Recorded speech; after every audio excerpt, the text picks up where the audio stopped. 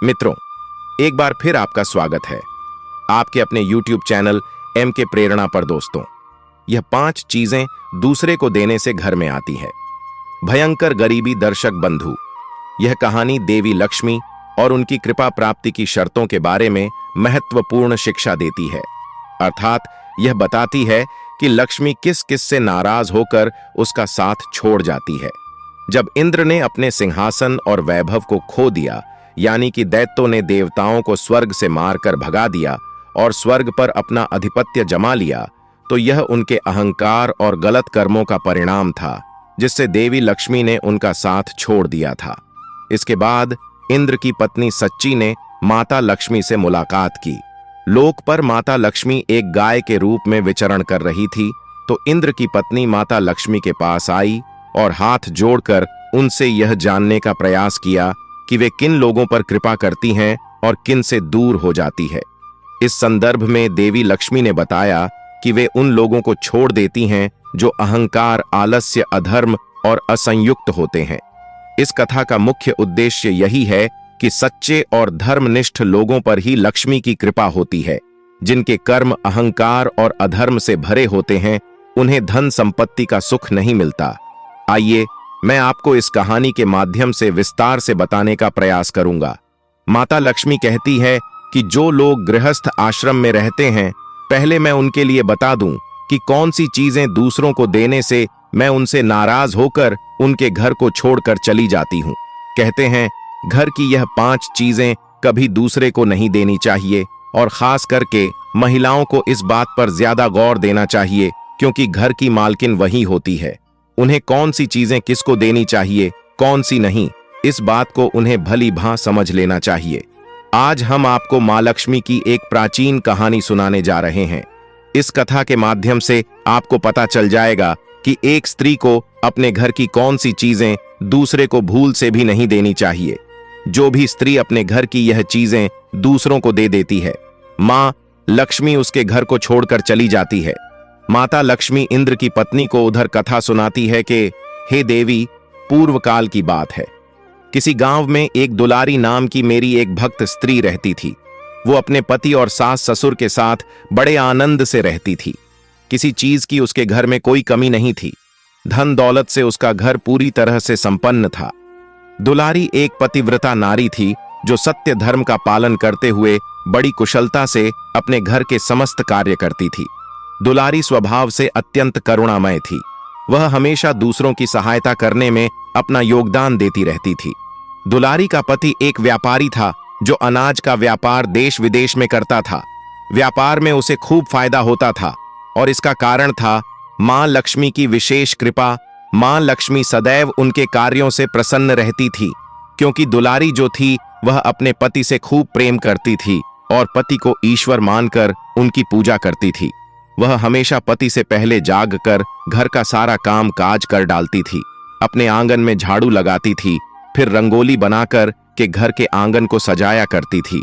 वो इस तरह से अपने घर के आंगन को चमका दिया करती थी जैसे उसका घर नहीं, कोई मंदिर हो। फिर स्नान आदि करके घर के आंगन में लगी तुलसी को जल दिया करती थी और देवी देवताओं की पूजा पाठ करती थी। यह दुलारी का रोज का काम था। और याद रखना, जिस घर की स्त्री के कर्म इस तरह के होते हैं, वह स्त्री कभी धन के लिए दुखी नहीं रहती।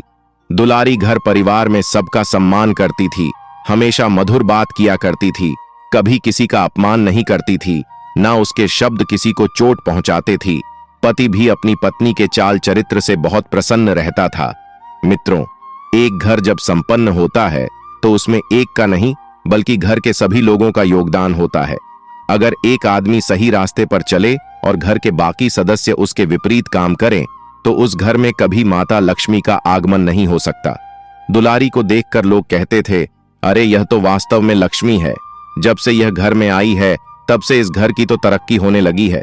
देखो ना, दुलारी अपने परिवार का कितना अच्छे ढंग से ख्याल रखती है, और पूजा पाठ, जब तप, दान दक्षिणा देने में भी कभी अपने हाथ पीछे नहीं खींचती। हर रोज उसे गाय को रोटी खिलानी होती है। और याद रखना बंधु, जो व्यक्ति हर रोज गाय की पूजा करता है, उसे भोजन देता है, उस पर सदैव मां लक्ष्मी अपनी कृपा बरसाती रहती है, क्योंकि गाय माता के अंदर महालक्ष्मी का वास होता है। अपने द्वार पर आए हुए किसी याचक, साधु, संत या भूखे भिखारी को बिना कुछ दिए कभी वापस नहीं जाने देना चाहिए, बल्कि द्वार पर आए हुए भूखे भिखारी या अतिथि को भरपेट भोजन कराने के बाद ही उसे वहां से विदा करना चाहिए। उसके द्वार से जाने वाला साधु, संत, भिखारी या याचक सब उसे आशीर्वाद और दुआएं देकर जाते थे। उसका स्वभाव इतना अच्छा था कि अपने पड़ोसियों की भी अपने परिवार की भांति मदद करती थी। पड़ोस में अगर कोई भूखा, गरीब, दन दुखी मालूम पड़ता था तो उसे भी भोजन, वस्त्र आदि से मदद करती थी। और यही सच्चे मनुष्य की पहचान होती है कि वह अपने आस पड़ोस के सभी लोगों पर दृष्टि बनाए रखे और जिसको जैसी मदद की जरूरत हो उसको मदद प्रदान करे। जिस आदमी का ऐसा स्वभाव होता है, पास पड़ोसी भी उसका बहुत सम्मान करते हैं और ऐसे व्यक्ति पर भगवान सदैव अपनी कृपा बनाए रहते हैं। दुलारी की उसके पड़ोसी खूब प्रशंसा करते थे और उसका खूब सम्मान भी करते थे। कहते हैं, इस घर में तो बह क्या साक्षात लक्ष्मी माता आ गई है। स्वयं माता अन्नपूर्णा दुलारी के रूप में इस घर में प्रकट हुई है। पास पड़ोसी ने उसे लक्ष्मी और अन्नपूर्णा का दर्जा दे दिया था। दुलारी ने अपने परिवार वाले, पड़ोस वाले और गांव वालों को अपनी प्रशंसा करते हुए देखकर कभी उसके अंदर अभिमान नहीं आया। वह सदैव वैसा ही आदर भाव सबको दिया करती थी। इसी तरह धीरे धीरे आनंद से उसका वक्त बीत रहा था। माता लक्ष्मी सदैव अपनी कृपा उसके घर पर बरसाती रहती थी। फिर एक दिन की बात है, दुलारी के पड़ोस में हने वाली एक स्त्री दुलारी के घर पर आती है और दुलारी का यह तो स्वभाव था कि वो अपने घर आए हुए हर व्यक्ति का बड़ा सम्मान करती थी और वह चाहे कुछ भी मांगता वो कभी इनकार नहीं करती थी। दुलारी ने अपनी पड़ोसन बहन का खूब स्वागत किया। कहने लगी, आओ बहन, बैठो। आज हमारे घर कैसे आना हुआ? अगर कुछ चाहिए तो निसंकोच बता देना, मैं तुम्हारी हर प्रकार से मदद करूंगी। तब वह पड़ोसन कहती है, दुलारी बहन, आज हमारे घर बहुत सारे मेहमान आने वाले हैं, उनके लिए भोजन तैयार करना है। एक काम करो, थोड़ी देर के लिए अपना चकला, बेलन और रोटी सेकने वाला तवा दे दो। काम समाप्त होते ही मैं तुम्हारा वापस कर जाऊंगी। दुलारी कहने लगी, बहन, कैसी बातें करती हो?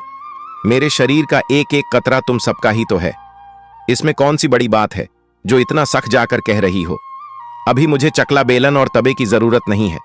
तब तक तुम अपना काम चला लो, काम हो जाने के बाद पहुंचा जाना। इतना कहने के बाद में दुलारी अपना चकला और बेलन और तवा उस पड़ोसन को दे देती है। पड़ोसन खूब उसकी प्रशंसा करती हुई वहां से चली जाती है और बोली, बहन चिंता मत करो, काम समाप्त होते ही मैं तुम्हें लौटा जाऊंगी।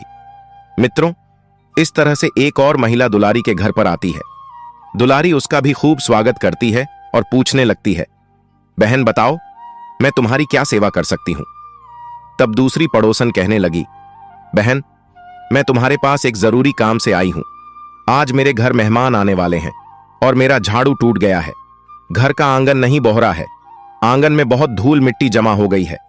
थोड़ी देर के लिए तुम अपना झाड़ू मुझे दे दो, मैं अपने आंगन में झाड़ू लगाने के बाद तत्काल ही तुम्हारा झाड़ू वापस कर जाऊंगी। बेचारी दुलारी का तो स्वभाव ही नहीं था कि वह किसी को किसी चीज की मना भी कर सके। कहने लगी, बहन, बस इतनी सी बात, मैं तुम्हें अभी अपना झाड़ू लाकर देती हूं। चिंता की क्या बात है मित्रों? दुलारी ने अपना झाड़ू लाकर पड़ोसन बहन को दे दिया। झाड़ू लेकर वह भी चली जाती है। थोड़ी देर के बाद मोहल्ले की एक और महिला दुलारी के घर आती है। दुलारी कहने लगी, अरे बहन, आज तो बड़े दिनों के बाद दिखाई दे रही हो। आओ बैठो और बताओ तुम्हारी किस प्रकार सहायता कर सकती हूं। तब वो स्त्री कहती है, अरे बहन, तुम बड़ी अच्छी हो, पूरा गांव तुम्हारी बढ़ाई करता है, इसलिए थोड़ा काम पड़ गया तो मैंने भी सोचा चलो क्यों ना आज दुलारी बहन से ही कुछ मदद मांग ली जाए, इसलिए मैं तुम्हारे घर पर आ गई। दुलारी कहने लगी, बहन शीघ्र बताओ तुम्हें क्या चाहिए, यह तुम्हारा ही घर है, यहां किसी चीज की रोक टोक थोड़ा ही है, मैं तुम्हारी सहायता अवश्य करूंगी। तब वह स्त्री कहती है, बहन क्या बताऊं, आज मेरे घर मेरी बेटी को देखने वाले मेहमान आ रहे हैं और तुम जानती ही हो कि हमारे पास इतने पैसे नहीं हैं कि हम नए वस्त्र और गहने बनवा सके, और बेटी को तो दिखाना ही है। एक काम करो बहन, थोड़ी देर के लिए मुझे अपने कपड़े और गहने उधार दे दो। बेटी को देखने वाले जब चले जाएंगे तो मैं तुम्हारे गहने और वस्त्र वापस कर जाऊंगी। दुलारी ने कहा, अरे ये कैसी बात कर रही हो, तुम्हारी बेटी मेरी बेटी के समान है, 1 दिन क्या 2 दिन के लिए ले जाओ। और हाँ, इसी बात की चिंता मत करना। और हाँ, किसी बात की चिंता मत करना। बेटी की शादी अच्छे से करना, जो मदद बनेगी मैं अवश्य करूंगी।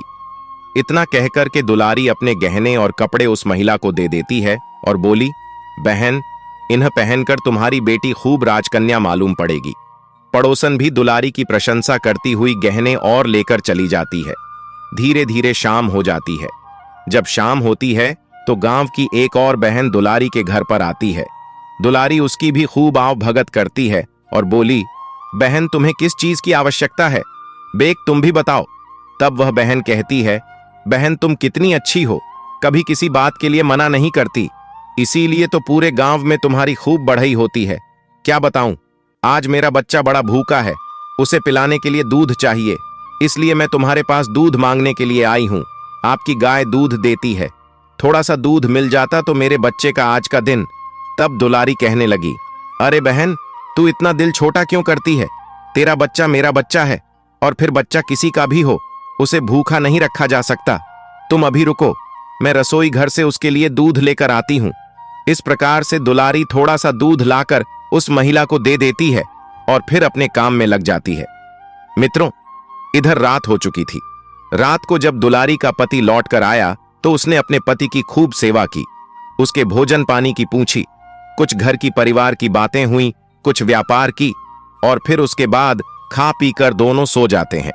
सुबह जब होती है तो उन्हें एक बुरी खबर सुनने को मिलती है। उन्हें सुनने को मिलता है कि उनका पूरा गोदाम चोरों ने काट लिया है। दुलारी का पति व्यापारी था, उसका जितना माल था वह सब गोदाम में रखा हुआ था और उस माल को चोर चुरा ले गए। यह सुनकर के वे दोनों पति पत्नी घबरा जाते हैं, क्योंकि उनकी गोदाम से सारा माल चोरी हो चुका था। दुलारी भी बहुत दुखी होती है, लेकिन उसने अपने पति को धैर्य बनाया और कहा कि देखिए, निराश मत होइए, अभी हमारे घर में जो कुछ भी धन है उसी से हम फिर से अपना व्यापार शुरू कर लेंगे। इतना कहकर दुलारी जब अपनी अलमारी खोलकर देखती है तो पता चलता है कि अरी में रखा हुआ धन भी गायब हो जाता है। अलमारी के अंदर रखा हुआ धन भी चोरी हो गया था। अब तो ये उनके लिए और भी ज्यादा तोड़ देने वाली खबर थी। दुलारी को कुछ समझ नहीं आ रहा था कि गोदाम का माल तो चोर ले गए, लेकिन घर के अंदर अलमारी में रखा हुआ धन जेवर उसको चोर कैसे चुरा ले गए, जबकि मैं तो हर समय घर में ही रहती हूं। यह देखकर दुलारी का पति उस पर बहुत नाराज होता है और पूछता है, कृपया सच सच बताओ, अलमारी में रखा हुआ धन कहां चला गया? दुलारी अपने पति को बताती है कि देखिए, सारा धन और माल इस अलमारी में ही रखा था, पता नहीं कहां चला गया, किसने चुरा लिया। खैर कोई बात नहीं, हम पता लगाने की कोशिश करेंगे। दुलारी का पति कहने लगा, मैं जानता हूं, तू दिन भर लोगों को अपने घर बुलाती है, उन्हें खिलाती है, अनजान लोगों पर एकदम भरोसा करती है। उन्हीं में से किसी ने हमारा यह पैसा चुरा लिया और तुझे पता भी नहीं चला। दुलारी का पति उसे बहुत डांटता है। उसकी सास भी उसे बहुत गाली देती है और कहती है, यही कल मोही पड़ोसियों को घर में बुलाकर लाती है, मदद के नाम पर उन्हें कुछ ना कुछ देती रहती है। जरूर उनकी नजर हमारी अलमारी पर रही होगी, उन्हीं में से किसी ने अलमारी पर हाथ साफ किया है। मित्रों, घर के सभी सदस्य बेचारी दुलारी को डांटते फटकार हैं, भला बुरा कहते हैं। तब दुलारी अपने पति से कहती है, अजी मैंने कल ही एक पड़ोसन को कुछ जेवर और कपड़े उधार दिए थे, मैं उससे गहने ले आती हूं। इतना कहकर दुलारी जब उस गरीब पड़ोसन के घर जाती है तो पता चलता है कि वो पड़ोसन भी घर छोड़कर गहने लेकर भाग चुकी थी। दुलारी ने यह बात भी अपने पति को बताई कि कल एक स्त्री को मैंने कुछ गहने और कपड़े दिए थे, वह स्त्री मेरे गहने और कपड़े लेकर अपने घर से ही भाग गई। यह बात सुनकर दुलारी का पति उस पर और भी ज्यादा भड़क उठता है। कहने लगा, तेरी वजह से ही हमारा सारा धन माल चोरी हुआ, तू बड़ी मूर्ख है, तूने मेरे घर को चौपट कर दिया। तेरे दान देने की आदत के कारण ही हमारे ऊपर इतनी बड़ी आफत टूट पड़ी है। हम समझ चुके हैं कि अगर तू और इस घर में रही तो तू हमें भिखारी बनाकर छोड़ेगी, इसलिए अपनी भलाई चाहती है तो तू इस घर से निकल जा। अभी इसी समय दुलारी बहुत विनती करती रही, पिया जी, तुम्हारे बिना मेरा दुनिया में है ही कौन, मैं कहां जाऊंगी, मैं भूखी रह लूंगी, मुझे घर से मत निकालो। दुलारी की सास और पति ने उसे स्पष्ट कह दिया, तू चाहे जहां जाए चली जा, तेरे लिए इस घर में जगह नहीं है, तेरे कारण ही हमारे ऊपर इतनी बड़ी आफत आई है। अगर तू यहां रहे तो घर में जो कुछ भी बचा कुचा है उसे भी बर्बाद करवा देगी। तू पापनी है, तू अपना मनहूस चेहरा लेकर कहीं चली जा। दुलारी बार बार प्रार्थना करती है, रोती है, गिड़गिड़ा है, कहती है, मां, मैंने ऐसा क्या अपराध कर दिया जो आप लोग मुझे इस घर से निकाल रहे हो? और जरा सोचो, मैं जाऊंगी तो कहां जाऊंगी? मुझे इस घर से मत निकालो। वह बेचारी बहुत रोती रही, मगर उसका पति उसकी बातें सुनने को तैयार नहीं था। होता क्या है कि उसकी सास और उसके पति दुलारी को धक्के मारकर घर से निकाल देते और कहते हैं कि तू अब अपनी शक्ल हमें लौटकर मत दिखाना, किसी खाई खंदक में कूदकर मर जाना, किसी फांसी पर लटक जाना, मगर इस घर के लिए दरवाजे तेरे लिए हमेशा के लिए बंद हो गए हैं। बेचारी अकेली स्त्री जाती तो कहां जाती? घर वालों ने तो उसे घर से निकाल दिया था। रोती बिलखती वो अपने घर से चल देती है। चलते चलते नगर से बाहर एक मंदिर था और शुरू से ही पूजा पाठ में उसकी आस्था ज्यादा रही थी।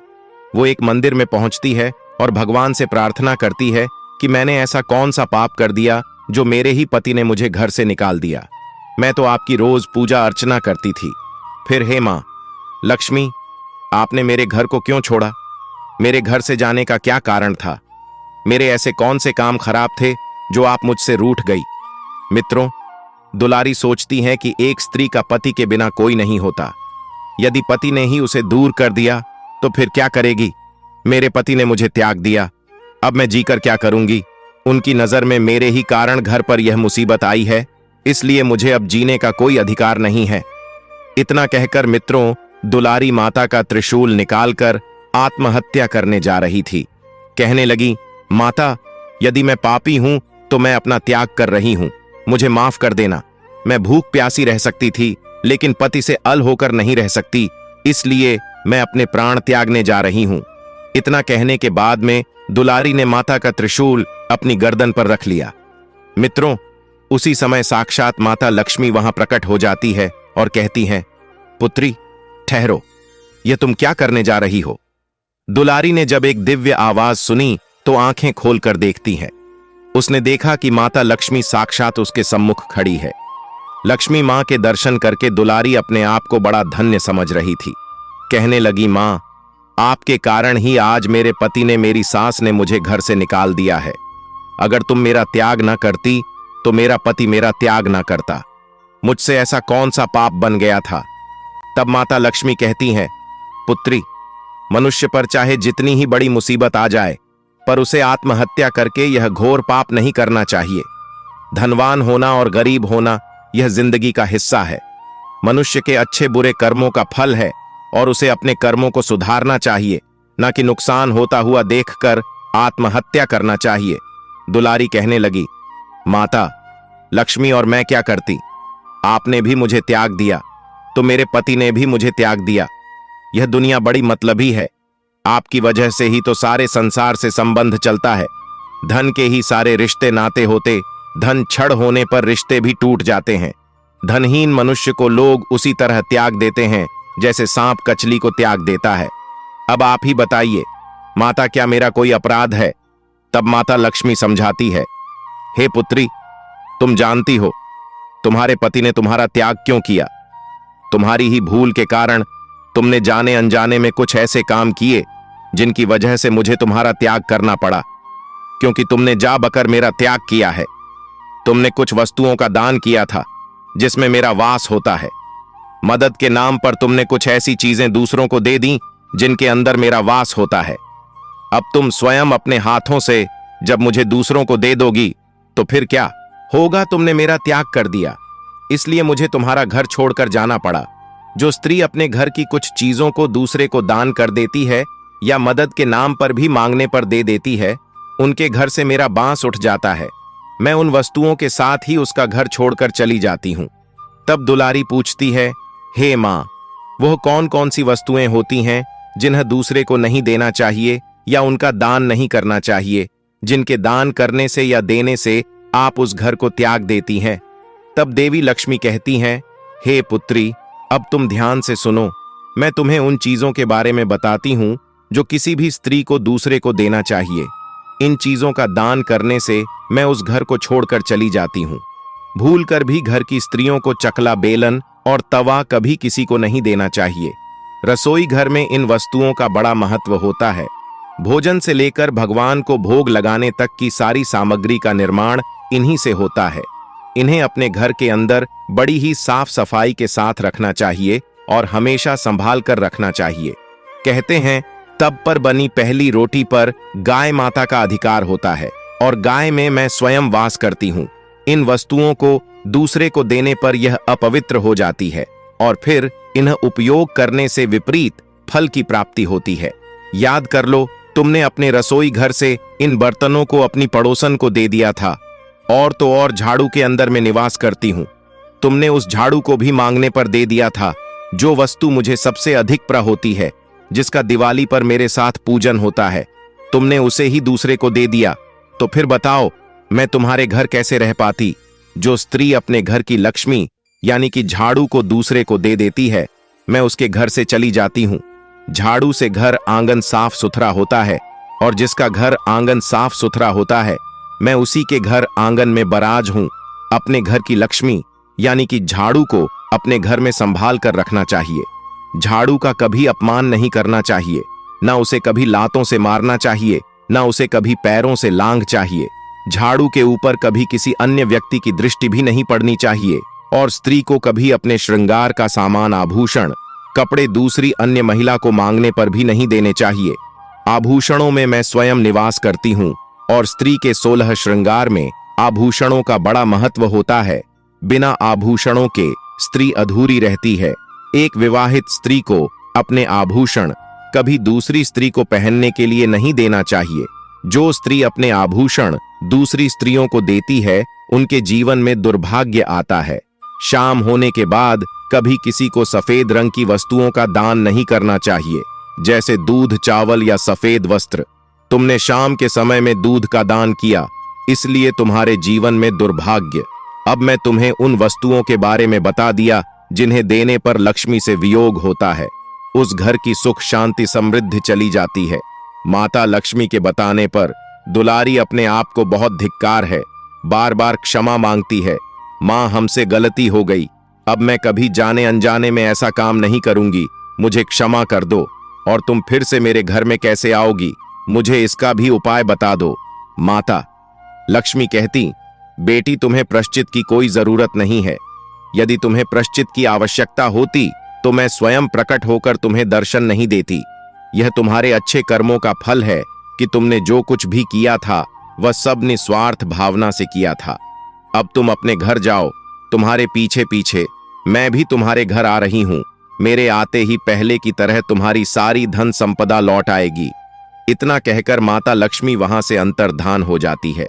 इधर रात हो चुकी थी, उधर दुलारी के पति को बड़ा पछतावा हो रहा था कि मैंने अपनी पत्नी को घर से निकालकर अच्छा नहीं किया।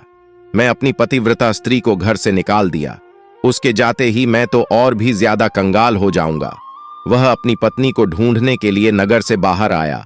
उधर से दुलारी आ रही थी, इधर से उसका पति जा रहा था। दोनों रास्ते में मिल जाते हैं।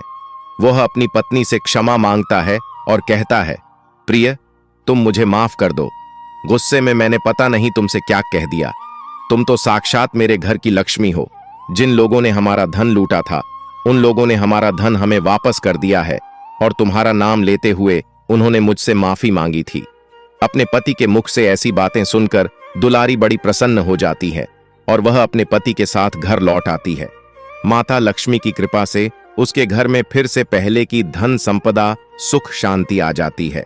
दुलारी ने यह प्रण किया कि आज से वो माता लक्ष्मी ने जिन वस्तुओं को बताया है, आज से वह कभी उन वस्तुओं को दूसरे को नहीं देगी। दर्शक बंधुओं, उधर गाय के रूप में माता लक्ष्मी इंद्र की पत्नी देवी सच्ची को सुनाती है, हे देवेंद्र की पत्नी देवी, सच्ची देवी लक्ष्मी का साथ और उनकी कृपा पाना हर व्यक्ति की इच्छा होती है। ले कृपा प्राप्त करने के लिए व्यक्ति को कुछ विशिष्ट गुणों का पालन करना चाहिए। यदि कोई व्यक्ति इन गुणों से दूर रहता है और गलत रास्तों पर चलता है तो लक्ष्मी उससे दूर चली जाती है। आइए विस्तार से उन कारणों पर हम नजर डालते हैं जिनकी वजह से देवी लक्ष्मी लोगों का साथ छोड़ देती है। पहला कारण है अहंकार। अहंकार या घमंड वो स्थिति है जिसमें अपने आप को दूसरों से श्रेष्ठ मानता है और दूसरों का अपमान कर बैठता है। अहंकार से भरे हुए लोग अपने कर्मों को सही और दूसरे के कर्मों को गलत मानते हैं, जिससे उनके भीतर करुणा और नम्रता का अभाव हो जाता है। लक्ष्मी अहंकार से घृणा करती है और ऐसे लोगों से वह हमेशा हमेशा के लिए दूर चली जाती है, क्योंकि वे लक्ष्मी की कृपा का सदुपयोग नहीं कर पाते। और दूसरा कारण है आलसीपन। लक्ष्मी की कृपा पाने के लिए परिश्रम बड़ा आवश्यक है। जो व्यक्ति आलस्य में डूबे रहते हैं और किसी काम को ठीक से नहीं करते, माता लक्ष्मी उनसे दूर हो जाती है। लक्ष्मी कर्मशील लोगों से प्रसन्न रहती है, जो मेहनत से अपने लक्ष्यों की प्राप्ति के लिए कार्य करते हैं। आलसी लोग लक्ष्मी का स्वागत करने के लिए आवश्यक नहीं करते, इसलिए लक्ष्मी उन्हें छोड़ देती है। तीसरा कारण है अधर्म और असत्य।